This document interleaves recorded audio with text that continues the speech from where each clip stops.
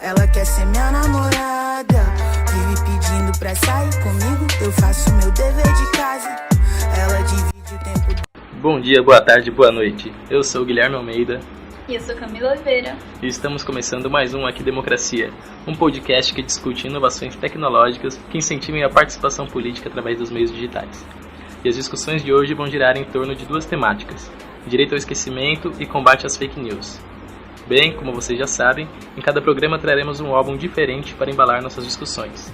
E hoje vamos ao som do álbum Eletrocardiograma, da rapper Flora Matos. Vou ligar o carro, atravesso a cidade de noite, fumando e te ouvindo. Você é tão linda, eu aqui tão na minha, só que te esquecer não consigo. Tudo fica bonito quando acompanhado do brilho do seu sorriso. Não posso... O Supremo Tribunal Federal, em 2017, colocou em pauta o tema direito ao esquecimento. O STF organizou uma audiência pública em que advogados e pesquisadores apresentam suas visões sobre a questão. A audiência foi convocada pelo ministro Dias Toffoli, relator de um caso específico que chegou ao tribunal e que terá repercussão geral. O direito ao esquecimento é um conceito que surgiu e já vem sendo amplamente debatido na Europa. Ele trata especificadamente do direito de uma pessoa não ter exposto ao público um fato que, mesmo verídico, possa lhe causar tanto transtorno quanto sofrimento. Os precedentes desse direito estão na ideia de que, por exemplo, um indivíduo que tenha cumprido pena na prisão não seja prejudicado por isso ao procurar um emprego e se reinserir na sociedade. Então, o caso brasileiro que está sendo analisado pela corte se refere a um fato que ocorreu em 58, que foi o homicídio da Aida Cury. A história ela foi revivida num documentário de 2008 pela Rede Globo, no programa Linha Direta. Na primeira instância, os familiares da Aida Cury pediram uma indenização por danos morais, porque a exibição do programa os faria reviver dores do passado. Só que o pedido foi negado e o que se repetiu na segunda instância. A família levou o caso para o STJ, na ocasião em que mencionou o direito ao esquecimento da história de Cury. O STJ negou o recurso defendendo o direito à liberdade de imprensa por parte da Globo, até que o caso chegou ao STF. Então, hoje podemos dizer que há 3 projetos de lei em discussão para regulamentar a política de privacidade de dados no país, que é a 330 de 2013 do Senado e na Câmara a 5.276 de 2006 e o 4.060 de 2012. Então, a gente já tinha discutido um pouco sobre o direito ao esquecimento previamente, né? E a gente já colocou nossas opiniões aqui. Eu acho que Guilherme tem uns pontos a favor e eu tenho alguns pontos contras. Mas, assim, meu principal questionamento quanto ao direito ao esquecimento é a quem ele vai servir, né? Porque, por exemplo, hoje, mesmo como eu falei pra ele, mesmo que você tenha, por exemplo, relações sexuais com alguém e isso é verdade, esse fato é verídico. Mas aí tu não pode divulgar aquilo, porque tu vai estar causando transtorno e sofrimento pra pessoa, tu vai estar expondo ela. Então, assim, já existem leis específicas pra isso, sabe? Eu acho que a gente tem que se questionar pra quem serve o direito ao esquecimento, sabe? E eu acredito que vai servir mais pra essa galera do legislativo, do executivo, mais pra político e pra empresários mesmo, sabe? Porque eu acho que as outras pessoas, tipo, as pessoas comuns, em tese, elas já são protegidas pela lei. Então, o direito ao esquecimento vai mais, tipo, pra um Eduardo Cunha da vida, pra uma pessoa dessas, que realmente tem o que esconder, sabe? Eu tenho 2 pontos, eu tenho tanto um ponto a favor quanto um ponto contrário. Eu tenho um ponto favorável porque acho realmente que em muitos casos, algumas pessoas merecem realmente esse direito ao esquecimento. O problema vai ser justamente os interesses que isso vai servir. Mas ao mesmo tempo tem a questão da liberdade de imprensa, a liberdade... porque isso de certa forma vai interferir, querendo ou não, porque a imprensa ela tem liberdade de querer resgatar um caso do passado e trazer à tona, até para fazer um determinado histórico. Por exemplo, como o caso daquele assassinato da filha da Glória Pérez. Sim. Até esse próprio caso do Linha Direta foi uma coisa ocorrida, se tornou pública, dificilmente vai ser apagado da memória coletiva. É isso. E é como a gente estava citando na estante, o caso da escola base, que foram donos de escola de Minas Gerais, que foram acusados de pedofilia, e a vida deles foi acabada, né? Ficou horrível. E depois eles descobriram que, na verdade, fizeram investigação e eles foram inocentados. E, por mais que eles tenham sido inocentados, por mais que, em tese, o direito de esquecimento venha valer e tal, mas, as pessoas não vão esquecer, sabe? O que importa é que as pessoas não vão esquecer. Judicialmente falando, possa ser que sim, beleza. Mas isso a lei já protege, eles já são inocentes por aquilo, entendeu? E, para além disso, do fato das pessoas em si não esquecerem, mesmo já tendo provado a inocência, tem a questão da transparência, né? Porque como a gente falou bastante, por exemplo, suponhamos que você vai se relacionar com a pessoa e essa pessoa tenha sido presa anteriormente por estupro, ou então tenha sido acusada de assédio, essas coisas. E aí tu não sabe isso, a pessoa não te fala e tu não sabe isso porque não tem nada que prove que você foi acusado por isso, porque existe o direito ao esquecimento. E a transparência, sabe? Por mais que tenha a questão da reabilitação, sabe? Da pessoa mudar, etc. Mas mesmo assim, é um direito seu ficar sabendo daquilo. E aí tu não sabe porque existe o direito ao esquecimento. Então, acho que, acima de tudo, a transparência é importante. E, acima disso, a Constituição brasileira diz que nenhum direito é mais importante que o outro. Então, assim como uma pessoa tem o direito de ser esquecida, que pra mim, no caso, ela tem o direito de ser inocentada, sabe, de ser protegida, de não ser constrangida, porque por mais que uma pessoa cometa um crime, ela não merece ser constrangida, até porque realmente a Constituição garante isso. Então, esse caso já está resolvido. Mas que essa pessoa tenha esse direito, a outra pessoa, por exemplo, que vai se relacionar com ela, também tem o direito à transparência, sabe? Tem o direito à informação. Então, a gente entra no embate, sabe? Por isso que é uma discussão muito ampla. Tem muitos prós e muitos contras. Tipo, uma outra coisa que eu fico pensando é uma pessoa que cometa determinado delito, ela pagou por aquilo, ela tenta se reinserir na sociedade, mas ela acaba encontrando dificuldade no mercado de trabalho por conta do próprio histórico. Eu não sei até onde esse direito de esquecimento iria, se apenas em relação a veículos da imprensa, a veículos da mídia, ou se apagaria do histórico dela aquilo, mas ao mesmo tempo que eu acho que essa pessoa tem o direito de recomeçar, ao mesmo tempo tem essa coisa de, tipo, aquele passado faz parte daquilo. Então, exatamente. Eu acho que é mais a questão de desconstrução. Porque, por exemplo, pode ser que o empresário que vai contratar essa pessoa não saiba. Mas em algum momento ele vai ficar sabendo, sabe? Porque as conversas rodam, gente. Isso é comunicação. E aí, quando ele ficar sabendo o que é que ele vai fazer, será que ele não vai demitir a pessoa por não ter falado? Tá entendendo? Então, eu acho que é mais uma questão de desconstrução quanto à questão de presidiários. Eu acredito que a gente tem que desconstruir essa visão que todo mundo que foi preso uma vez na vida não presta, sabe? Mas é preciso que as pessoas saibam que você está lidando com uma pessoa que é ex-presidiária. Mas tem que tratar dentro da normalidade. Existem testes psicológicos quando a pessoa sai dentro da prisão e tal, sabe? Então eu acredito que é mais a questão da desconstrução quanto a questão do presidiário do que qualquer outra coisa. Porque eu acho que a transparência é importante. Você vai estar colocando a pessoa dentro da tua empresa, você precisa conhecer essa pessoa, sabe? Até porque essa desconstrução não vai se dar varrendo as coisas para debaixo do tapete. Tem que ser na base da luz, da transparência. Da transparência, exatamente. Eu não fui programada pra jogar seu jogo, mas tô contando as horas pra te ver de novo. Parando as horas pra te ver. Parando as horas.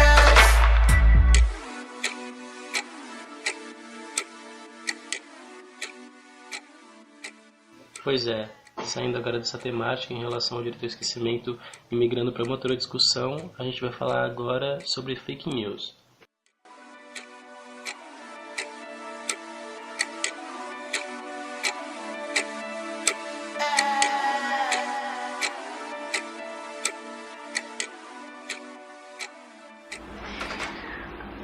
Na terça-feira, dia 9 de janeiro de 2018, o perfil oficial da Federação Nacional dos Policiais Federais no Twitter publicou um anúncio extraordinário. Em essência, propunha dar à Polícia Federal e ao Governo Federal ao que se subordina o poder de regular, controlar e até mesmo censurar conteúdo político na internet, que seja considerado falso, e punir aqueles que disseminarem. Eles deram o seguinte Twitter, que diz o seguinte: a Polícia Federal dará início nos próximos dias em Brasília às atividades de um grupo especial formado para combater notícias falsas durante o processo eleitoral. A medida tem o objetivo de identificar e punir autores de fake news contra ou a favor dos candidatos. As autoridades policiais de alto escalão declararam aos veículos de mídia que o grupo de trabalho incluiria representantes da Justiça Eleitoral e membros do Ministério Público, embora uma das figuras importantes do judiciário envolvidas na medida seja altamente controverso, o ministro de Direito do Supremo Tribunal Federal, Gilmar Mendes. Dentre os aspectos mais intrigantes do anúncio feito no Twitter, está o fato de que é muito difícil encontrar uma lei em vigor que autorize a Polícia Federal a exercer os poderes que ela anunciou ter intenção de aplicar, especialmente no âmbito da internet. Os proponentes desse novo programa de censura da internet sinalizaram que iriam buscar apoio no Congresso para aprovar uma lei que autorize a censura e defina seu funcionamento. Mas é impossível prever com certeza se um Congresso disfuncional, em que a maioria dos membros enfrenta denúncias de corrupção, conseguirá aprovar uma nova estrutura legal antes das eleições. Então, eles insistem que nenhuma legislação nova é necessária. E eles fazem referência à Lei de Segurança Nacional, que é anterior à internet, foi publicada em 83, que era ainda na vigência da ditadura militar, e que ela limitava drasticamente a liberdade de expressão e com frequência prendia dissidentes. Esse novo grupo de combate às fake news ele irá responder diretamente ao delegado Eugênio Ricas, diretor de investigação e combate ao crime organizado pela Polícia Federal. Ele alertou que na ausência de uma nova lei será evocada a autoridade DESP, a de Segurança Nacional no caso, que contém passagens deliberadamente vagas que a seu entender tipificariam como crime espalhar boatos que causem pânico. Essa lei de 83 ela foi usada pela ditadura para prender dissidentes, críticos e ativistas da democracia. Então, começando já a discussão sobre isso, a gente já percebe uma coisa interessante nesse sentido, que tem o fato de Gilmar Mendes estar envolvido. Acho que talvez seja isso o fato mais interessante. Né? Mas essa notícia, ela diz respeito a esse combate à fake news e ela meio que daria liberdade a esses policiais de retirarem conteúdos de redes sociais, inclusive de portais relacionados à política. De certa forma, ela limitaria muito a liberdade de expressão e outra, a gente não sabe como vai se dar esse processo de retirada e baseado em que eles vão realizar isso. Então, eu me posiciono totalmente contra, obviamente, a fake news. Eu acho que isso é comum a todos, que a fake news nunca agrega. E eu acho que a posição do governo brasileiro, eu acho que foi em detrimento do que rolou na França e nos Estados Unidos. Porque nos Estados Unidos foram criados vários perfis falsos para destruir a campanha da Hillary Clinton e dar um up na campanha de Trump, né? E funcionou. Assim como na França, a presidente que ganhou agora, que é de extrema direita, que tem tudo a ver com Hitler, etc., que é o babado que todo mundo fala foi eleita a partir das fake news. Tiveram muitas fake news que envolveram a candidata mais à esquerda, ou o candidato mais à esquerda, na verdade. Inclusive, tiveram matérias que diziam que o presidente da Rússia apoiava tal candidata, que era a candidata que foi eleita, e etc., que eram tudo mentira, sabe? Então, assim, a fake news é algo muito presente e tem se tornado mais presente ainda nas últimas eleições, principalmente com as redes sociais. Então, o fato de se discutir as fake news e de tentar arrumar medidas, né, que não levem a, por exemplo, que isso aconteça agora em 2018, na campanha, é interessante. Só que dessa forma não, sabe? E eu acredito que, na verdade, eu vejo uma evolução, porque a gente não citou, mas eu sei que ano passado, quem estava tentando, ou o governo Temer anunciou uma medida que falava que iria convocar o exército para fazer isso. Então, se parar pra pensar, o exército iria fazer isso. É o exército, gente. Eu tava pensando, gente, o exército tá deixando de fazer campanha pra dengue, que é o que eles fazem da vida, pra combater fake news, sabe? Tipo, que tipo de preparo eles têm pra filtrar o que é fake news e o que não é, sabe? E também acho que a fake news vai muito mais uma questão sociocultural do que de uma questão, sabe, política. Porque as pessoas têm mania de compartilhar notícias falsas, gente. As pessoas não só compartilham pontualmente. Tipo, aquela velha história do telefone sem fio, sabe? Então eu acho que é muito mais uma questão também de desconstrução da sociedade e de punição, sim. Porque não tem como você mudar em um ano a perspectiva de uma sociedade. Mas eu acredito que essa galera que tá tentando isso não é uma galera confiável. Principalmente quando você vê uma pessoa estilo Gilmar Mendes envolvida, mesmo ele sendo contra, né? Mas só o fato dele estar envolvida, do dedinho dele já estar no meio disso, já torna a situação complicada. Eu não consigo prever uma medida boa, sabe, pra combater a fake news no Brasil. Porque assim, você inventa mentira sobre alguém, você já é punido quanto a isso, gente. Tipo, tem pessoas, hoje um dos principais meios de combater fake news é, tipo, tu inventa uma mentira de alguém, essa situação vai parar no judiciário. O judiciário faz você desmentir a sua mentira na própria rede social, sabe? Então assim, eu acredito que já existem leis que combatem isso. O grande problema é, a partir do momento que você, como a gente já falou anteriormente, é direito de esquecimento. A partir do momento que você inventa uma mentira, por mais que você desminta, essa mentira vai ficar parecendo verdade.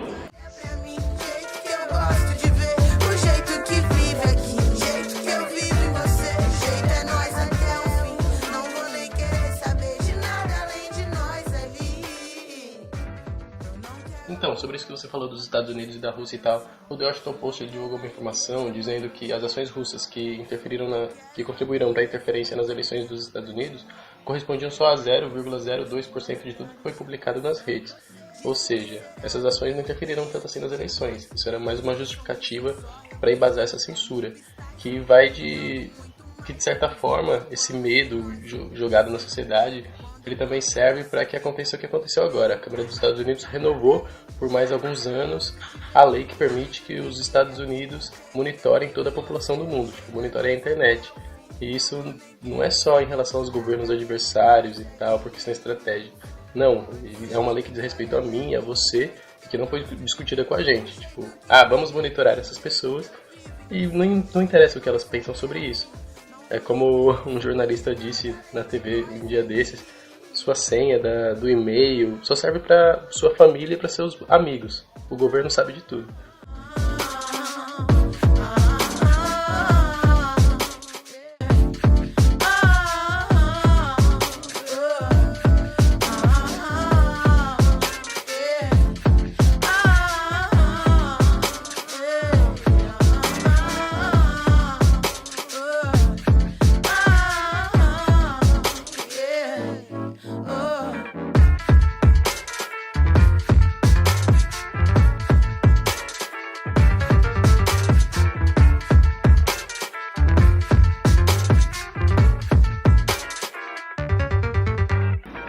Querer discutir a fake news é interessante, sabe? Mas a depender do enquadramento que eles deem nisso, de tentar resolver o problema da fake news, pode ser muito problemático, velho, muito problemático mesmo. Porque, por exemplo, suponhamos que tu é um ministro do STF mesmo, e aí não, pronto, suponhamos que tu é da Polícia Federal, e tu fez uma coisa bem errada. E aí, sabe, tu vai lá e fala que é fake news e vai, denuncia e tira e pronto, entendeu? A gente sabe que tu tem poder, tu vai fazer isso. Então pra quê? Olha, se nem tem lei e a galera já faz isso, imagina se não é lei específica pra isso, sabe? Eu acredito que fake news já é algo que é combatido. Realmente é algo que é combatido. Se tu mente sobre alguém, tu vai ser punido por isso, contando que as pessoas denunciem. Agora, o termo fake news surgiu por causa da internet, porque foi na internet que começou e etc. Mas a fake news sempre existiu, gente. A diferença é que não em tão grande proporção assim. Não acredito que precise de uma legislação e de leis específicas para isso. Acredito que precisa de discussão, de mostrar para a população, para a sociedade o quanto pode prejudicar a vida de uma pessoa, etc. Mas lei específica, não, até porque como eu disse, gente, principalmente a Constituição brasileira, ela já é muito ampla. Ela já, sabe, já é muita coisa. Estilo, não é como Lei Maria da Penha, que a Lei Maria da Penha, de certa forma, não cobria a mulher, por mais que tivesse lei para as pessoas, mas é um caso específico, sabe? É um caso muito mais específico. Mas a fake news não. A fake news já tem realmente leis que cobram isso. E além disso, eu acho que já existem mecanismos suficientes. Você mesmo, a própria pessoa, pode denunciar um determinado conteúdo, se for uma fake news ou se for algo ofensivo. E é como você falou, existem outros mecanismos para que isso aconteça, para que essas notícias elas sejam combatidas e tal. A própria conscientização da população. Que acho que a Folha, de demais veículos já vem fazendo isso, mostrando como você reconhecer uma fake news, para que você já esteja preparado quando isso acontecer. E a gente tem que ver também até que ponto esses portais, eles não vão ser, por exemplo, um portal não pode ser censurado, uma rede social também não, porque existe algo relacionado à imputabilidade da rede, que a gente viu na discussão da CGI, que diz que o combate a práticas ilícitas ela deve atingir a pessoa e não ao veículo no qual aquilo foi postado, necessariamente. Porque isso atacaria a própria liberdade de expressão, que é uma coisa que a gente como comunicador tem que combater ao máximo. Exatamente. E uma coisa é quando surge um caso que o Globo fez com a escola base, justamente, que realmente era uma mentira muito grande que acabou com a vida das pessoas. E assim, como foi o jornalista, mas o jornalista teve o respaldo da Globo, aí sim, é passível de processo, mas porque era de fato uma mentira, entendeu? Mas aí, caso surja alguma coisa pra fake news, qualquer coisa que a galera falar já vai ser considerada fake news, sabe? E vão cair em cima. Então é como eu disse, eu acredito que existem leis pra isso já. Eu acredito que a discussão hoje está maior, porque as redes sociais deram esse foco. Mas existem leis, já existem. Então, criar novas leis, talvez hoje, com a situação política que a gente tá, com esse congresso aí, com essa galera, eu acho que não cola, sabe? Não cola mesmo porque eles vão dar um enquadramento que for o melhor pra eles. Tudo que for melhor realmente pra eles, que puder beneficiá-los, eles vão fazer. Talvez com outro congresso, seja, sabe? É tipo, a gente discutir gênero agora e querer... Não, pronto, um exemplo foda, constituinte. Tem movimentos sociais que ficam pautando constituinte. Gente, uma constituinte agora com esse congresso, sabe? Então, acho que qualquer questão que envolva sociedade, mas também envolva a classe política, no caso, sociedade civil e classe política, eu acho que a gente tem que ter muito cuidado em estar faltando, justamente por causa disso. Mas a discussão é sempre válida, né? E a gente trouxe a discussão justamente para que a galera fique por dentro do que é fake news, como a fake news pode se manifestar. Quem nunca estava passando na calçada e as vizinhas sentadas inventaram alguma coisa para falar pra mãe? Isso é um fake news, galera. Ele só ganhou esse termo agora. Esse termozinho aí. Mas, tipo, imagine o que você dá nas mãos do Estado, mesmo sendo do próprio Estado, o poder de censurar, dizer, não, isso vai ser publicado, isso não vai. Tipo, como isso pode ser usado politicamente, isso seria tipo, um retrocesso muito grande nesse sentido. E é isso, tipo, o Bolsonaro queria processar a jornalista que publicou um vídeo dele falando que quando ele tinha auxílio moradia e não era casado, ele ficava pegando mulheres, né? Pegando de um termo muito simples. Enfim, e ele queria processar a jornalista por isso, gente. Ela divulgou uma verdade, sabe? Não é uma mentira. E ainda falou, tipo, a resposta que você merece. Ela apenas fez uma pergunta. Ela só fez a pergunta, então... Assim, imagine, e daí, tipo, suponhamos que a fake news exista. Isso não é mentira. Mas um cara desse poderia tentar processar e tornar isso fake news sem ser, sabe? Então... Aquele próprio caso da escola base... aquilo se deveu muito à espetacularização e como a mídia queria ganhar em torno daquilo, porque não houve uma investigação. Foi feito um julgamento prévio pela mídia, que a gente sabe, tipo, antes que houvesse qualquer prova clara de que houvesse tido caso de estupro ou pedofilia. E aí nesse caso, mesmo que tipo, seja a pessoa que tem que ser julgada, eu acredito que nesse caso tem que ser a emissora, afinal a emissora deixou que ele fosse noticiado, né? Sim. Nesse caso, a responsabilidade é da emissora. Totalmente, porque tipo, não teve um indivíduo específico responsável por aquilo. Todo mundo se mobilizou, a Rede Globo adorou, porque foi muito dinheiro, né, gente? Acredito que tenha sido muito dinheiro, porque a audiência foi lá em cima. Então, é isso, gente. É mais ou menos essa discussão. A gente trouxe hoje esse tema da fake news e direito de esquecimento, porque a gente acredita que eles se interligam muito, na verdade. E acho que nas duas situações, ao menos eu, o Guilherme ainda tem um P lá e um K, mas ao menos eu me posiciono contra o direito ao esquecimento e contra uma criação de leis agora específica para fake news, que eu acredito que não é o momento, justamente pela situação política. E sobre o direito ao esquecimento, eu acredito que a Constituição já garante. Cabe às pessoas entenderem que a Constituição já garante, porque muita gente pode achar que não garante, sabe? E aí é nisso que a politicagem vai lá e quer criar uma nova lei. Era só nosso que a gente tinha, intenso, prazeroso, mas ninguém sabia. Tudo bem que eu te escrevia quase todo dia, porque você demorava a vir. Então galera, espero que vocês tenham curtido tanto o programa quanto as discussões de hoje. Todas as informações daqui coletadas foram tiradas do The Interception Brasil e também do Nexo. Então é isso, até a próxima. Era o maior que eu até então conhecia, não vou mentir.